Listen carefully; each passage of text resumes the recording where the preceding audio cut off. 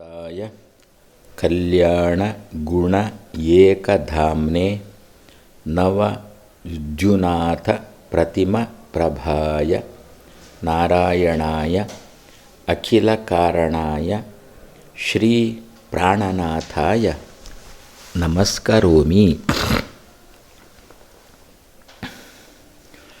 ಮಧ್ವರ ಜೀವನ ಚರಿತ್ರೆಯ ಗ್ರಂಥ. ಮಧ್ವರ ಪ್ರತಿಮೆ ಇಲ್ಲದಿದ್ದರೆ ನಮಗೆ ಸಿಕ್ಕಿಲ್ಲ ಅಂದರೆ, ಸರಿಯಾದ ಉತ್ತಮವಾದ ಪ್ರತಿಮೆ ಸಿಕ್ಕಿಲ್ಲ ಅಂದರೆ ಆ ಜಾಗದಲ್ಲಿ ಮಧ್ವವಿಜಯ ಪುಸ್ತಕವಿಟ್ಟು ಪೂಜೆ ಮಾಡಬಹುದು. ಅಷ್ಟು ಫಲ ಇದೆ. ಇದು ಪುಸ್ತಕ ರೂಪದಲ್ಲಿ ಮಧ್ವರ ಸನ್ನಿಧಾನ, ಅಲ್ಲಿ ಪ್ರತಿಮೆಯಲ್ಲಿ ಸನ್ನಿಧಾನ. ಪ್ರಾಯಶಃ ಪ್ರತಿಮೆಯಲ್ಲಿ ಸನ್ನಿಧಾನ ಸ್ವಲ್ಪ ಹೆಚ್ಚು ಕಮ್ಮಿ ಆಗಬಹುದೋ ಏನೋ ನಮ್ಮ ಪೂಜಾ ಕ್ರಮದಿಂದ, ಅಥವಾ ಒಮ್ಮೊಮ್ಮೆ ಮೈಲಿಗೆಯಲ್ಲಿ ಮುಟ್ಟುವ ಪ್ರಸಂಗ ಏನಾದರೂ ಬಂತು ಅಂತಂದರೆ, ಅಥವಾ ಅಲ್ಲಿ ಪ್ರತಿಮೆಯಲ್ಲಿ ಸನ್ನಿಧಾನ ತುಂಬಿಸುವಾಗಲೇ ಏನಾದರೂ ಒಂಚೂರು ಆಚೆ ಈಚೆ ಆದರೂ ಕೂಡ ಕಮ್ಮಿ ಆಗಬಹುದೋ ಏನೋ. ಆದರೆ ಈ ಮಧ್ವವಿಜಯ ಎನ್ನುವ ಪ್ರತಿಮೆಯಲ್ಲಿ ಸನ್ನಿಧಾನ ಎಂದೆಂದೂ ಕಮ್ಮಿ ಆಗುವುದಿಲ್ಲ ಅಂತಾರೆ. ಅಲ್ಲಿ ಆವಾಹನೆಯೂ ಬೇಕಿಲ್ಲ, ಉದ್ವಾಸನೆಯೂ ಬೇಕಿಲ್ಲ. ಯಾಕೆಂದರೆ ಸಾಲಿಗ್ರಾಮದಂತೆ ನಿತ್ಯ ಸನ್ನಿಹಿತ ಇಲ್ಲಿ. ಅಂತಹ ಮಧ್ವರ ವಿಜಯ ಅವರ ಜೀವನ ಚರಿತ್ರೆ, ಅದನ್ನು ನಾರಾಯಣ ಪಂಡಿತಾಚಾರ್ಯರು ಮಾಡಿರತಕ್ಕಂಥ ಸಂಗ್ರಹ ಅಂತ ಎಲ್ಲರಿಗೂ ಗೊತ್ತು. ಅದರಲ್ಲಿ ಆರಂಭದಲ್ಲಿ ದೇವರಿಗೆ ನಮಸ್ಕಾರ ಮಾಡ್ತಾರೆ ಅಂತ. ನಮ್ಮಲ್ಲಿ ಯಾವ ಗ್ರಂಥ ಆರಂಭ ಮಾಡಬೇಕಾದರೂ ಕೂಡ ಮಂಗಳಾಚರಣೆ ಅಂತ ಉಂಟು. ಮಂಗಳ ಆಚರಣೆ, ಮಂಗಳ ಅಂತ ಯಾರಿಗೆ ಹೆಸರು? ಮಂಗಲಂ ಭಗವಾನ್ ವಿಷ್ಣು ಅಂತೇಳಿ ಭಗವಂತನಿಗೇನೆ ಮಂಗಲ ಅಂತ ಹೆಸರು. ಅವನ ಆಚರಣೆ ಅಂತಂದುಬಿಟ್ರೆ ಅವನನ್ನು ಸ್ಮರಿಸುವುದು. ಸ್ಮರಿಸುವ ಮೂಲಕ ನಾವು ಜೀವನದಲ್ಲಿ ಸ್ಮರಣೆ ಎನ್ನತಕ್ಕಂತಹ ಆಚರಣೆಯನ್ನು ಮಾಡುವುದು ಅಂತ ಅರ್ಥ. ಅಲ್ಲಿಗ ಸದ್ಯ ಈಗ ಯಾವ ಶಬ್ದದಿಂದ ಆ ಭಗವಂತನ ಉಲ್ಲೇಖ ಮಾಡ್ತಾರೆ ಪಂಡಿತಾಚಾರ್ಯರು ಅಂತಂದರೆ, ಕಾಂತ ಎನ್ನುವ ಶಬ್ದದಿಂದ ಉಲ್ಲೇಖ ಮಾಡ್ತಾರೆ.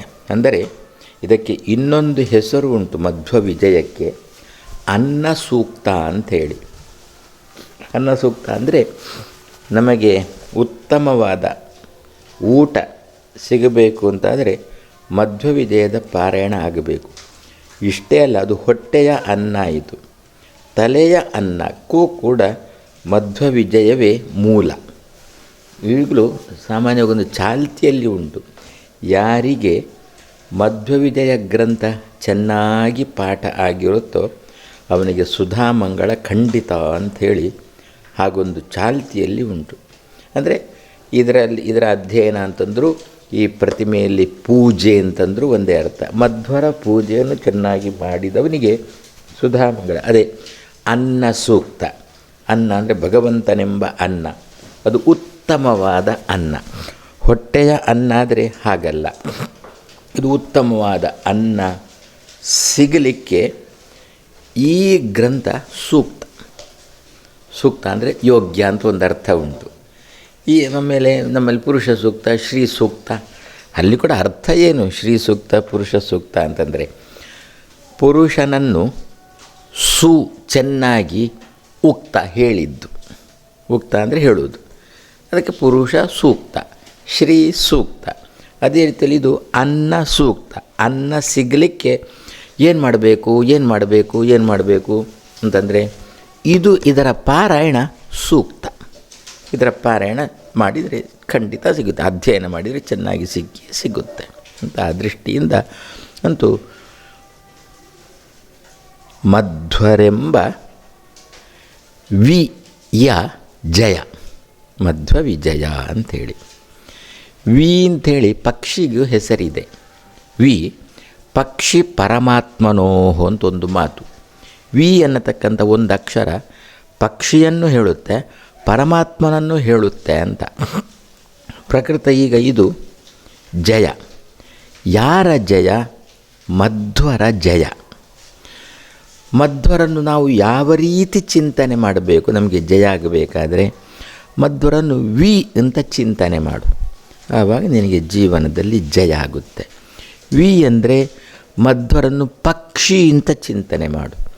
ಮಧ್ವರೆಂಬ ಪಕ್ಷಿಯ ಜಯ ಅಂತ ಚಿಂತನೆ ಮಾಡಿ ಮಧ್ವಜಯ ಓದಲಿಕ್ಕೆ ಆರಂಭ ಮಾಡು.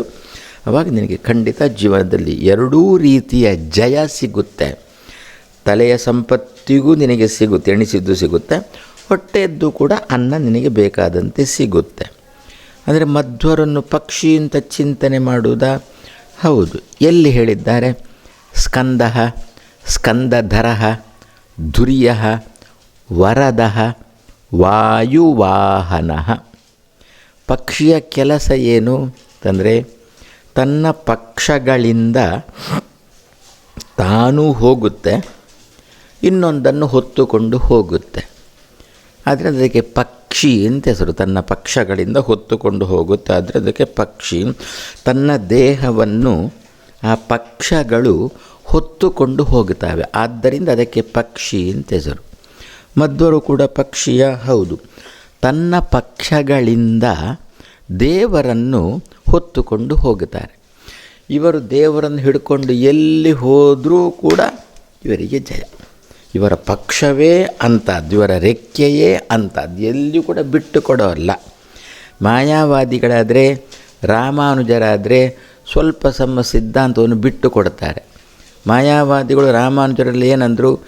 ಇಲ್ಲಿ ಭೇದ, ಇಲ್ಲಿ ತಾರತಮ್ಯ, ಅಲ್ಲಿ ಐಕ್ಯ, ಅಲ್ಲಿ ಸಮಾನ ಅಂತಂದು ಬಿಟ್ಟರು.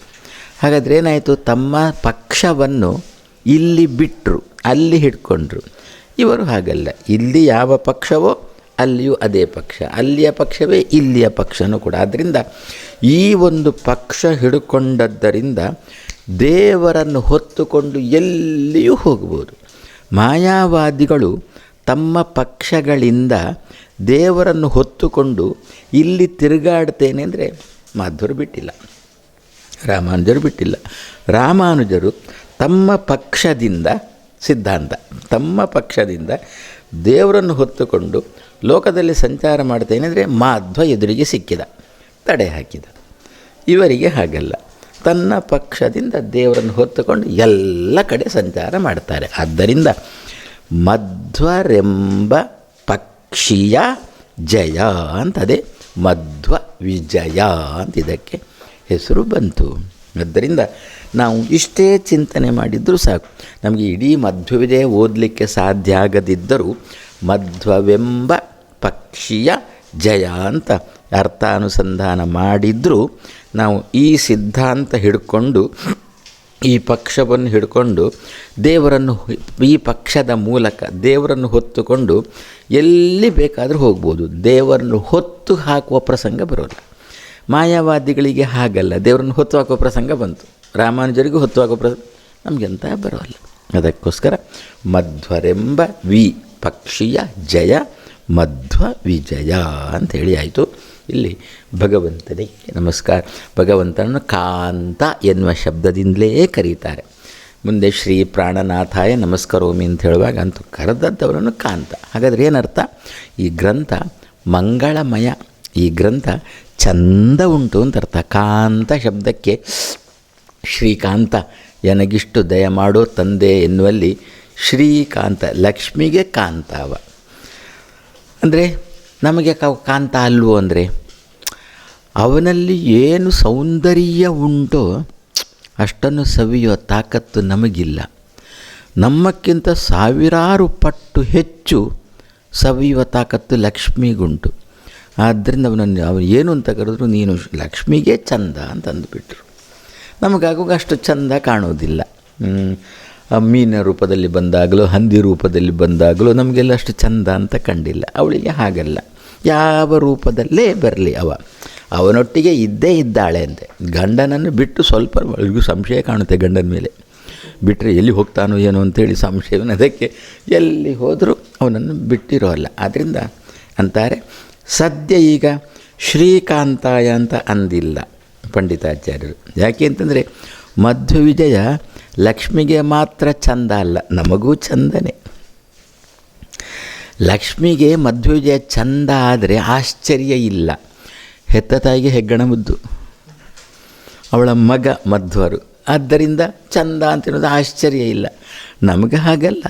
ಅದರಿಂದ ನಮಗೂ ಸಾರ್ವತ್ರಿಕ ಸಾರ್ವಕಾಲಿಕ ಇದು ಚಂದ ಆಗಬೇಕು. ಸಾರ್ವತ್ರಿಕ ಅಂದರೆ ಎಲ್ಲ ಜನರಿಗೂ, ಎಲ್ಲ ಸಾತ್ವಿಕರಿಗೂ, ಎಲ್ಲ ಕಾಲದಲ್ಲಿಯೂ ಚಂದ ಆಗುವುದಕ್ಕೋಸ್ಕರ ಕಾಂತ ಅಂತ ಇಷ್ಟೇ ಶಬ್ದದಿಂದ ಭಗವಂತನನ್ನು ಕರೀತಾರೆ.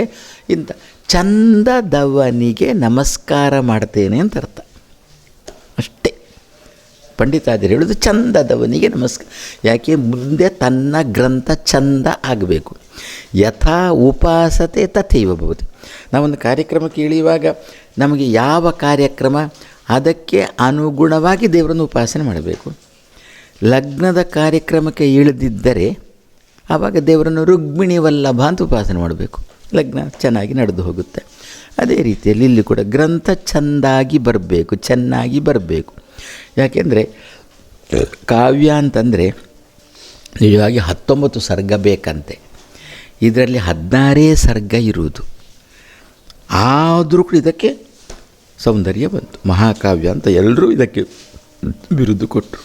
ಹೀಗೆ ಸ್ವಲ್ಪ ಆದರೂ ಕೂಡ ಮಹಾಕಾವ್ಯದ ಬಿರುದನ್ನು ಹೊಂದಲಿಕ್ಕೆ ಕಾರಣ ಇವರು ದೇವರನ್ನು ಕಾಂತ ಎನ್ನುವ ಶಬ್ದದಿಂದ ಆರಂಭ ಮಾಡಿದ. ಅದರಿಂದ ಚಂದದವ ನೀನು ಅಂತಂದಾಗ ಜನಗಳು ಸರ್ಗ ಎಷ್ಟುಂಟು ಅಂತ ನೋಡಲಿಕ್ಕೆ ಹೋಗಲಿಲ್ಲ, ಓದಲಿಕ್ಕೆ ಶುರು ಮಾಡಿದರು. ಹಬ್ಬ ಚಂದ ಉಂಟು, ಮಹಾಕಾವ್ಯ ಅಂತ ಹೆಸರು ಕೊಡೋದಕ್ಕೇನು ಅಡ್ಡಿಲ್ಲ ಅಂತ ಆರಂಭದಲ್ಲೇ ಕೊಟ್ಟುಬಿಟ್ರು. ಆ ದೃಷ್ಟಿಯಿಂದ ಕಾಂತಾಯ ಇವನು ಚಂದ. ಚಂದ ಅಂತಂದಾಗ ನಮ್ಮ ನಿಮ್ಮಂತೆ ಲೌಕಿಕವಾದ ಸೌಂದರ್ಯ ಅಲ್ಲ. ಅದು ತಾರುಣ್ಯದಲ್ಲಿ ಇರುತ್ತೆ, ವಾರ್ಧಕ್ಯದಲ್ಲಿ ಹೋಗುತ್ತೆ. ನಮ್ಮ ಲೋಕದ ನಾವು ಸೌಂದರ್ಯ ಅಳೆಯುವುದು ಬಾಹ್ಯ ಚಂದ ನೋಡಿ ಚೆನ್ನಾಗಿದ್ದಾನೆ ಅಂತ ಅಳೆಯುವುದು. ಪಂಡಿತಾಚಾರ್ಯರಿದ್ದಾರೆ, ಹಾಗೆ ಅಳಿಲಿಕ್ಕೆ ಹೋಗಬೇಡ. ದೇವರಲ್ಲಿ ಕೂಡುತ್ತೆ. ಬಾಹ್ಯದಲ್ಲಿ ಅಳೆದಾಗಲೂ ಕೂಡ ಯಾವಾಗಲೂ ಒಂದೇ ರೀತಿ ಇರ್ತಾನೆ, ಸರಿ. ಲೋಕದಲ್ಲಿ ಅದು ಸರಿಯಾಗೋಲ್ಲ.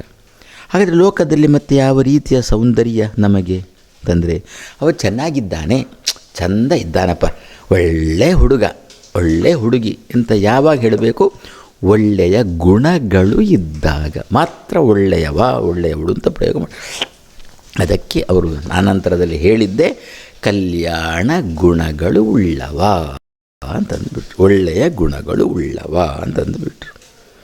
ಅದರಿಂದ ಏನಾಯ್ತು? ಈಗ ಎರಡೂ ರೀತಿಯಲ್ಲಿ ಚಂದ ಅಂತಾಯಿತು. ನೋಡಲಿಕ್ಕೂ ಕಣ್ಣಿಗೂ ಚಂದ, ಕಿವಿಗೂ ಚಂದ.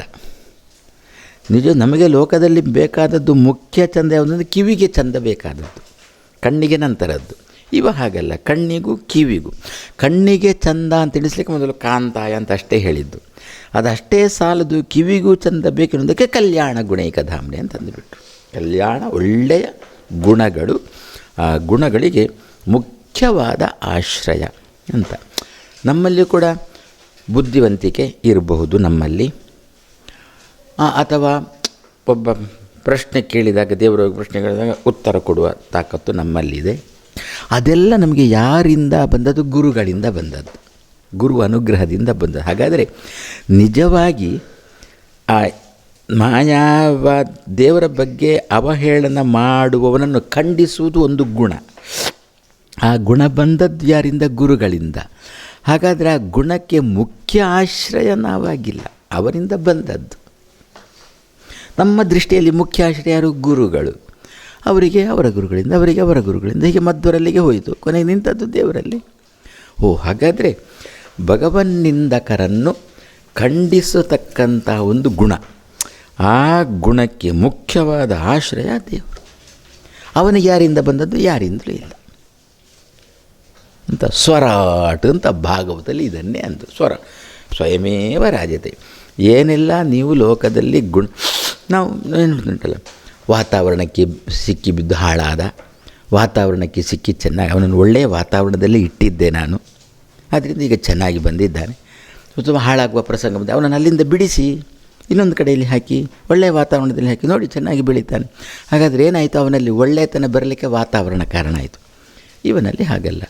ಹಂದಿ ರೂಪವೇ ಆಗಲಿ, ಮೀನಿನ ರೂಪವೇ ಆಗಲಿ, ಒಂದೇ ರೀತಿಯಾದ ಗುಣಗಳು ಇವನಲ್ಲಿ ಉಂಟು ಅಂತ ತಿಳಿಸಲಿಕ್ಕೆ ಕಲ್ಯಾಣ ಗುಣಗಳಿಗೆ ಮುಖ್ಯ ಆಶ್ರಯ ಅಂತ ಇನ್ನೊಬ್ಬರಿಂದ ಎರವಲು ಬಂದಂತಹ ಗುಣಗಳಲ್ಲ, ಸ್ವಂತವಾಗಿರತಕ್ಕಂಥ ಗುಣಗಳು ಅಂತ. ಹೀಗೆ ದೇವರನ್ನು ನಾವು ಚಿಂತನೆ ಮಾಡಿದರೆ ಅಂತಂದರೆ ಅದರಿಂದಲೇ ಅವ ಕಾಂತ, ನಿಜವಾದ ಕಾಂತ ಅವ. ಯಾಕೆ?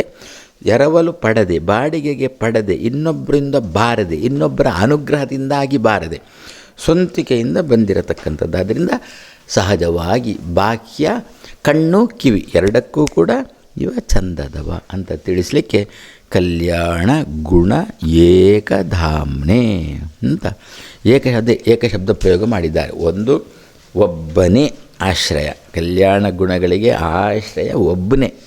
ಯಾಕೆ ಅಂತಂದರೆ, ಕನ್ನಡಿ ಇದೆ, ಅದರ ಎದುರಿಗೆ ಒಂದು ದಾಸವಾಳ ಪುಷ್ಪ ಇದೆ, ಅಥವಾ ಸ್ಫಟಿಕ ಮಣಿ ಎದುರಿಗೆ ದಾಸವಾಳ ಪುಷ್ಪ. ಸ್ಫಟಿಕ ಮಣಿಯಲ್ಲಿ ಕೆಂಪು ಬಂತು ದಾಸವಾಳ ಪುಷ್ಪದಿಂದ, ದಾಸವಾಳ ಪುಷ್ಪ ತೆಗೆದರೆ ಕೆಂಪು ಹೋಯಿತು. ನಮ್ಮಲ್ಲಿ ಏನಾದರೂ ಗುಣಗಳು ಬಂದಿದ್ದರೆ, ಯಾಕೆ? ನಮ್ಮ ಎದುರಿಗೆ ದೇವರಿದ್ದಾನೆ. ಬಿಂಬೋಸಿ ಪ್ರತಿಬಿಂಬೋಸ್ಮಿ, ಬಿಂಬದಲ್ಲಿ ಉಂಟು, ಆದ್ದರಿಂದ ಪ್ರತಿಬಿಂಬದಲ್ಲಿ ಉಂಟು. ಅಕಸ್ಮಾತ್ ಪ್ರತಿಬಿಂಬದಿಂದ ಬಿಂಬ ಆಚೆ ಹೋದರೆ ಇದರಲ್ಲಿ ಏನಿಲ್ಲ. ಹಾಗಾದರೆ ಗುಣಗಳಿಗೆ ಆಶ್ರಯ ಒಬ್ಬನೇ. ನಮ್ಮಲ್ಲೆಲ್ಲ ಅವನಿಂದ ಬಂದದ್ದು. ಅವ ನಮ್ಮ ಎದುರಿಂದ ತಪ್ಪಿ ಹೋದ, ಇಲ್ಲಿ ಏನೂ ಇಲ್ಲ. ಯಾಕೆ? ಪಂಡಿತಾಚಾರ್ಯರಂತಾರೆ, ನೀನೇ ಆಶ್ರಯ ಗುಣಗಳಿಗೆ, ಇಂತಹ ನಿನ್ನನ್ನು ನಾನು ನಮಸ್ಕಾರ ಮಾಡ್ತೇನೆ ಅಂತ ಹೀಗೆ ಹೇಳುವ ಮೂಲಕ ಏನು ಮಾಡಿದರು ಅಂತಂದರೆ, ಮಧ್ವರ ಬಗ್ಗೆ ತಿಳ್ಕೊಳ್ಬೇಕಾದ್ರೆ ಇದು ಒಂದೇ ಆಶ್ರಯ, ಏಕಧಾಮ, ಇದು ಒಂದೇ ಆಶ್ರಯ. ಮಧ್ವರ ಕಲ್ಯಾಣ ಗುಣಗಳ ಬಗ್ಗೆ ತಿಳ್ಕೊಳ್ಬೇಕಾದ್ರೆ ಇದು ಒಂದೇ ಆಶ್ರಯ ಅಂತ ಪಂಡಿತಾಚಾರ್ಯಗೆ ಆಗಬೇಕಿತ್ತು. ಈಗ ಶಂಕರಾಚಾರ್ಯ ಬಗ್ಗೆ ಒಂದು 50 ಉಂಟು ಗ್ರಂಥಗಳು. ಒಬ್ಬ ಬರೆದಂತೆ ಮತ್ತೊಬ್ಬ ಬರೀಲಿಲ್ಲ, ವಿರುದ್ಧವಾಗಿ ಬರೆದಿದ್ದಾರೆ. ಅದರಿಂದ ಒಬ್ಬ ಅದನ್ನು ನೋಡಿದ, ಒಬ್ಬ ಇದನ್ನು ನೋಡಿದ. ಇದು ಹಾಗಲ್ಲ, ಒಂದೇ. ನಿನಗೆ ಮಧ್ವರ ಕಲ್ಯಾಣ ಗುಣಗಳು ಬೇಕಾ? ಅದಕ್ಕೆ ಇದು ಏಕಧಾಮ, ಇದು ಒಂದೇ ಮನೆ. ಈ ಮನೆಗೆ ನೀನು ಬಂದಿ ಅಂತಂದರೆ ಮಧ್ವರ ಕಲ್ಯಾಣ ಗುಣಗಳೆಲ್ಲ ನಿನಗೆ ಗೊತ್ತಾಗುತ್ತೆ ಅಂತ ಆಗಬೇಕಾದರೆ ಕಲ್ಯಾಣ ಗುಣಗಳಿಗೆ ಅವನೇ ಆಶ್ರಯ ಅಂತ ದೇವರನ್ನು ತಿಳ್ಕೊಂಡ್ರೆ ನಮಗೆ ಏನು ಬೇಕು ಅದು ನಮಗೆ ಸಿಗುತ್ತೆ. ಅದಕ್ಕೋಸ್ಕರ ಕಲ್ಯಾಣ ಗುಣೇಕ ಧಾಮ್ನೆ ಅಂತಂದಿದ್ದಾರೆ. ನಾರಾಯಣ.